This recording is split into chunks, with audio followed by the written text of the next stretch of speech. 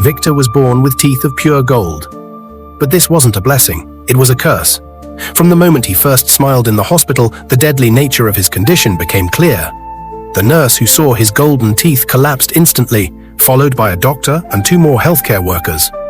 Only his parents survived seeing his smile, perhaps because of their deep love for their newborn son. The hospital incident was quickly covered up, but Victor's parents knew they had to protect both their son and others. They homeschooled him, teaching him to always wear a medical mask that covered his mouth. Victor grew up isolated but brilliant, excelling at every subject and developing a particular talent for science and mathematics. Despite his intelligence, loneliness was his constant companion. He never had friends, never played sports, never experienced the normal joys of childhood. When Victor turned 18, his parents decided he needed to experience the real world. They enrolled him in university college, making sure he understood the importance of keeping his mask on at all times. Victor had developed careful techniques for eating and drinking without fully removing his mask, and he never smiled or laughed without the protective covering. At university, Victor's extraordinary intelligence quickly caught everyone's attention. He aced every exam, finished assignments weeks before their due dates, and even corrected professors' mistakes in advanced physics formulas.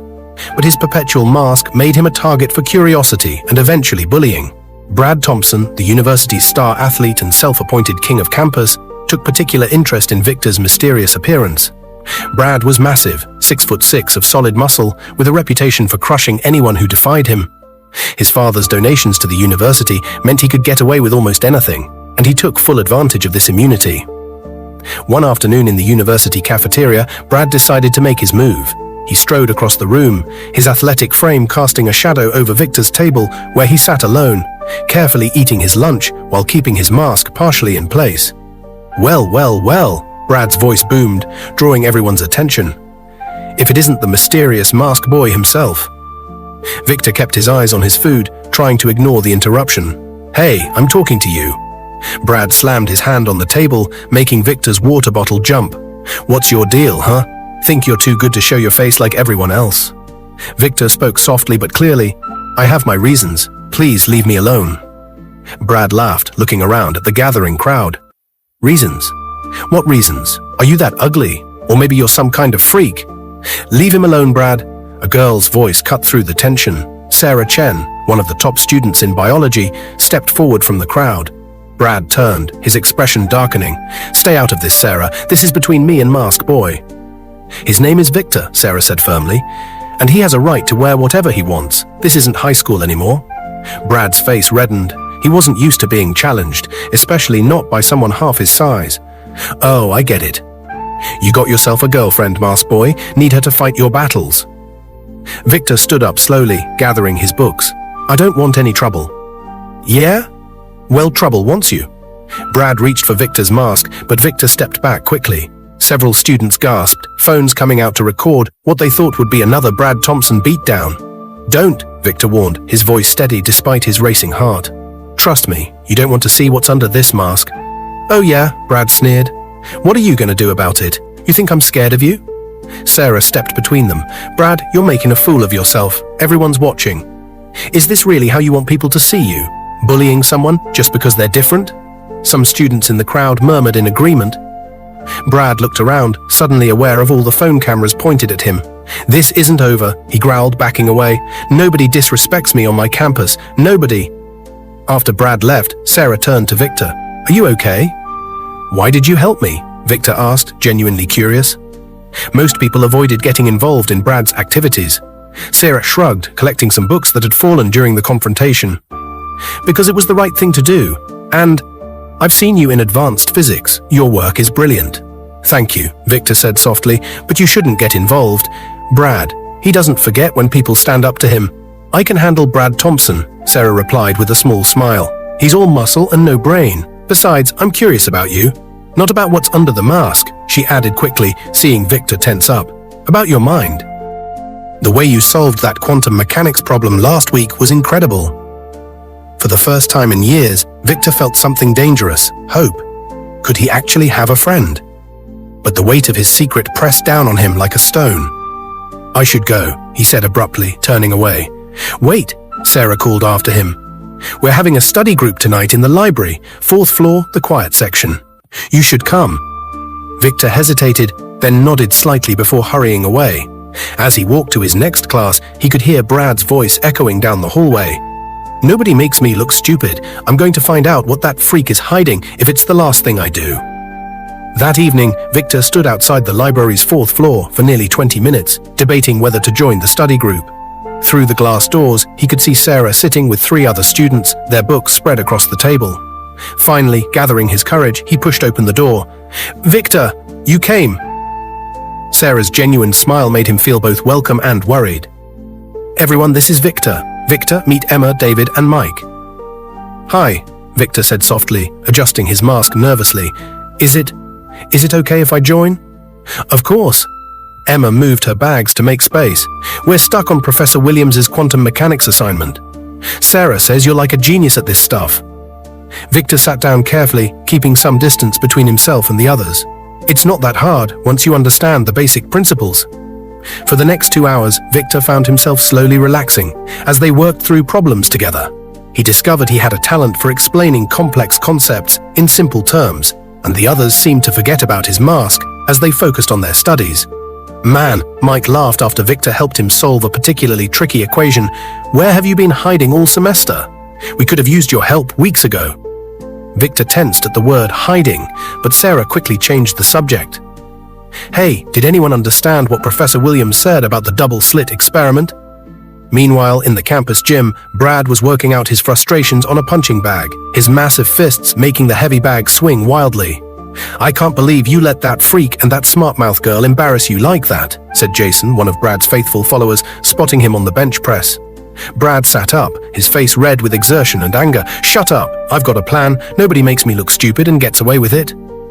"What are you thinking, boss?" Brad grabbed a towel, wiping sweat from his face. "That girl, Sarah, she thinks she's so smart.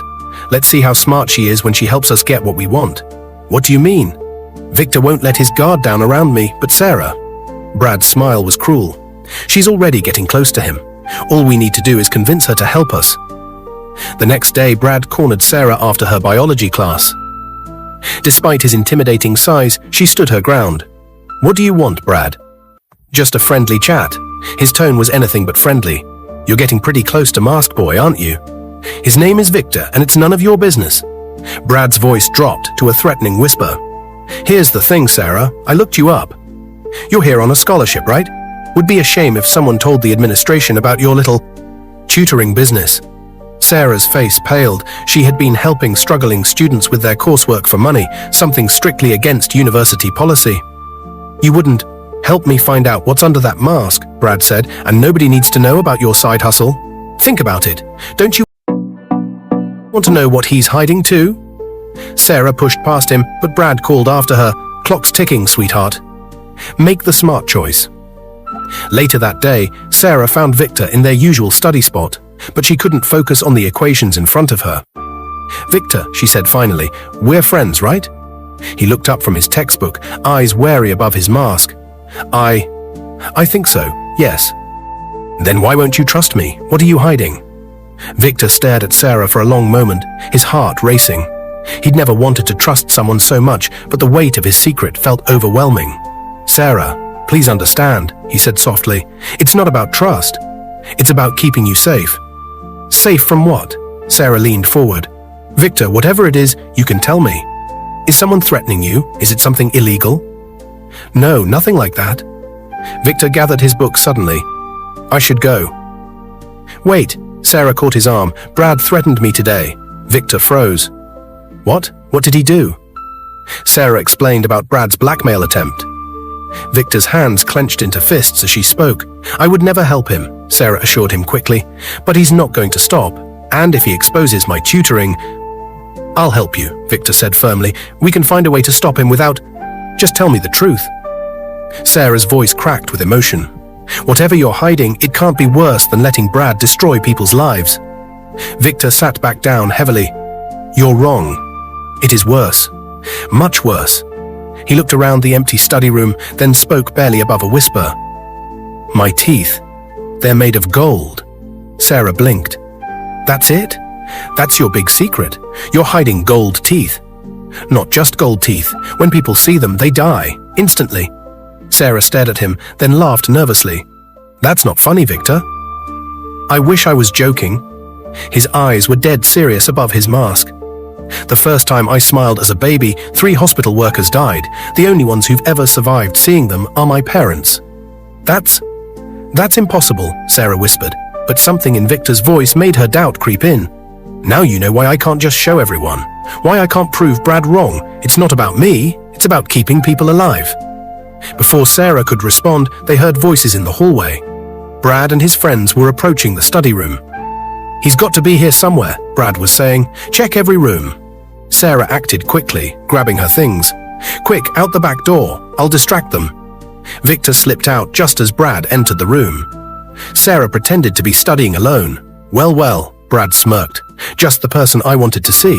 Made your decision yet?" "Yes," Sarah stood up facing him. "I decide you're a pathetic bully who picks on others because you're insecure about your own worthless life." Brad's face darkened. "Wrong choice, sweetheart. Boys, get her phone. Let's see what the dean thinks about her little business." But as his friends moved towards Sarah, she smiled. "Go ahead." "While you were threatening me, I went to the dean myself, confessed everything. You have no power over me anymore." Brad's face contorted with rage. He grabbed Sarah's arm roughly. "You think you're so smart? Fine. If you won't help us get to Mask Boy, we'll make him come to us." Hidden behind a bookshelf, Victor heard Sarah's cry of pain. Without thinking, his hand moved to his mask. Victor's hand trembled on his mask. He could stop Brad instantly, save Sarah. But at what cost? The thought of deliberately causing death, even to someone like Brad, made him sick to his stomach. "Let her go." Victor stepped out from behind the bookshelf. Brad grinned, still gripping Sarah's arm. "Finally, the man of mystery himself. Ready to show us what you're hiding?" "This is between you and me," Victor said, his voice steady despite his fear. "Let Sarah go." "Or what?" Brad laughed. "You'll keep hiding behind that mask? Jason, grab him. Let's end this game." As Jason moved forward, Sarah stomped hard on Brad's foot and twisted free. "Run, Victor," she shouted. But Victor didn't run. "No more running," he said quietly. "No more hiding." Brad shoved Sarah aside and advanced on Victor. "That's right. Time to face me like a man. You want to see?" Victor's hand moved to his mask. "Are you sure?" Last chance to walk away. "Stop trying to scare me." Brad lunged forward. "Victor, don't!" Sarah cried out. "He's not worth it." Time seemed to slow down. Victor saw Brad's massive hands reaching for his mask, saw Sarah's terrified face, saw the phones recording everything. In that moment, he made his choice. Victor ducked under Brad's grab and spun away. "You're right, Sarah. He's not worth it, and I'm not a killer." "Coward!" Brad roared, charging again, but this time Sarah stuck out her foot. Brad, his own momentum betraying him, tripped and crashed hard into a bookshelf. Books rained down as the shelf tipped over, creating a domino effect. The crash brought campus security running. "What's going on here?" The security guard took in the scene, the toppled bookshelves, the crowd with phones. Brad sprawled among the fallen books.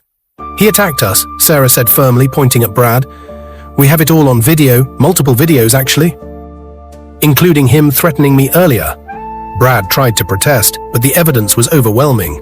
Between the videos of his threats and the testimony of multiple witnesses, even his father's money couldn't save him this time. The university had no choice but to expel him. Later that evening, Victor and Sarah sat in a quiet corner of the campus coffee shop. "I still can't believe you didn't."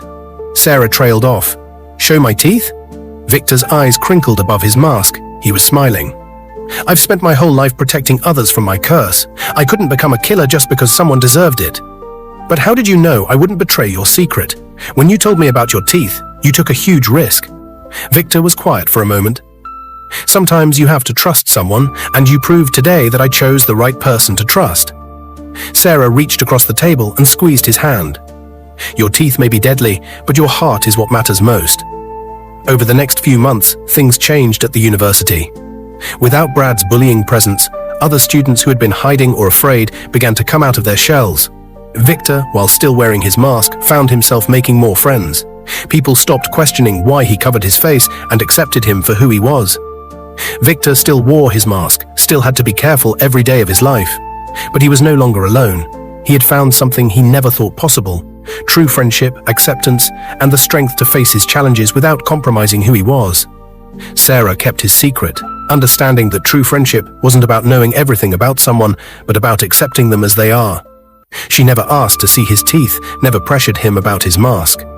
Instead, she saw past all that to the person he really was. And if sometimes, when Victor laughed particularly hard at one of their study group's jokes, a slight golden gleam escaped from behind his mask, well, his friends politely pretended not to notice. After the library incident, Victor and Sarah began spending more time together. Their friendship grew deeper, but something else was growing too, feelings that neither of them dared to acknowledge at first. During one late-night study session, Sarah looked up from her textbook to find Victor staring at her. "Do I have something on my face?" she asked, smiling. "No," Victor said softly. I've never met anyone like you, Sarah. Someone who accepts me exactly as I am." Sarah felt her heart skip a beat. "Victor, But he quickly looked away. "I'm sorry, I can't ever..." "Why not?" "You know why?" His voice was heavy with sadness. "I can never have a normal relationship, never kiss someone, never smile at them without killing them. It's better if we stay just friends." But Sarah wasn't giving up so easily. "How do you know? Your parents can see your teeth without dying." Maybe love makes a difference." Victor shook his head. "I can't risk it. I can't risk you." Despite his protests, their feelings continued to grow. Other students noticed how Sarah could make Victor's eyes crinkle with hidden smiles above his mask, how she seemed to understand his unspoken thoughts, how they gravitated toward each other in any room. One evening, while they were walking through the campus garden, Sarah stopped suddenly. "I love you," she said simply. Victor froze. "Sarah, please don't..." "No, listen to me. I love you, not despite your difference, but all of you, exactly as you are, and I'm tired of pretending I don't." "I love you too," Victor admitted, his voice breaking. "That's why I have to stay away. I couldn't live with myself if anything happened to you." Sarah stepped closer. "Your parents can see your teeth because they love you unconditionally, right?" "Well, that's how I love you too." "It's too dangerous to test that theory," Victor protested, but his resolve was weakening. "Sometimes," Sarah said softly, "love is worth the risk." She reached for his mask. Victor caught her hand, his eyes wide with fear. "Sarah, no." "Trust me," she whispered, "like I trust you." Slowly, trembling, Victor let her lower his mask. His golden teeth gleamed in the evening light. Sarah gazed at them, and at his entire face, for the first time. Seconds passed. Sarah remained standing, very much alive, her eyes filled with tears of joy. "They're beautiful," she said, touching his cheek, "just like the rest of you." As they kissed for the first time, something extraordinary happened. Victor felt a tingling sensation in his mouth, a warmth spreading through his teeth. When they finally pulled apart, Sarah gasped, "Victor, your teeth!" He ran his tongue over them and felt something different. Where once there had been deadly gold, now there were normal, perfectly white teeth. The curse had been broken by true love. When Victor called his parents to tell them what happened, his mother broke down crying with joy. They drove to the university that very night to see their son's transformed smile for themselves. "My boy," his mother sobbed, touching his face freely for the first time in his life. "You're free." His father, usually so composed, had tears in his eyes too. "We always hoped. We read so many stories about curses being broken by true love, but we didn't dare believe." Sarah stood slightly apart, giving the family their moment, but Victor reached for her hand and pulled her close. "This is Sarah," he said, beaming with his new perfect smile. "She saw past everything and loved me exactly as I was." The study group was amazed when Victor showed up without his mask the next day. Emma almost fell out of her chair. "Victor, your face, you're actually really handsome." Mike couldn't stop grinning. "Dude, why are you smiling so much? It's kind of freaking me out." "Because I can," Victor laughed, and for the first time in his life, he didn't have to hold back. News spread quickly around campus. Some people didn't believe the stories about his golden teeth, thinking he'd just been shy or insecure before. Others who remembered the gleam of gold behind his mask wondered what had happened. But Victor didn't care about the rumors anymore. He was too busy enjoying every simple pleasure he'd missed out on, eating ice cream in public, laughing openly with friends, smiling in photos. He and Sarah graduated at the top of their class. During the ceremony, when they were called up to give their valedictorian speeches they had tied for the honor, Victor's smile was brighter than his golden teeth had ever been. 5 years later, at their wedding, Victor's vows made everyone cry. Sarah, you didn't just love me despite my curse, you loved me so completely that the curse had no choice but to let go. You taught me that love doesn't just accept what is, sometimes it has the power to transform it into something better. Today, Victor and Sarah run a successful research laboratory together, working on breakthrough medicines. Sometimes, late at night in their lab, Sarah catches Victor just standing there, smiling at nothing in particular. "What are you grinning about?" she'll ask. "Just happy," he'll reply, pulling her close. "Sometimes I still can't believe I get to smile whenever I want." And Sarah will touch his cheek and say, "Well, you have a lot of smiles to make up for. Better keep at it." The gold teeth became a story they told their children, a reminder that love has the power to transform even the heaviest burdens into blessings. And while their kids sometimes doubted whether the golden teeth were real or just a fairy tale their parents made up, they never doubted the lesson behind it, that true love sees past all barriers, accepts all differences, and sometimes, just sometimes, has the power to turn curses into gifts. As for Victor, he never missed his golden teeth. His natural smile, the one that could light up a room without harming anyone, was worth more than all the gold in the world. Because this smile he could share with everyone he loved, especially the woman who had loved him enough to break an unbreakable curse. The end. Thank you very much for watching. If you've enjoyed the story so far, please drop a comment below. Don't forget to like, subscribe, and turn on the bell notification so you won't miss any updates. Thank you, and remember, we love you.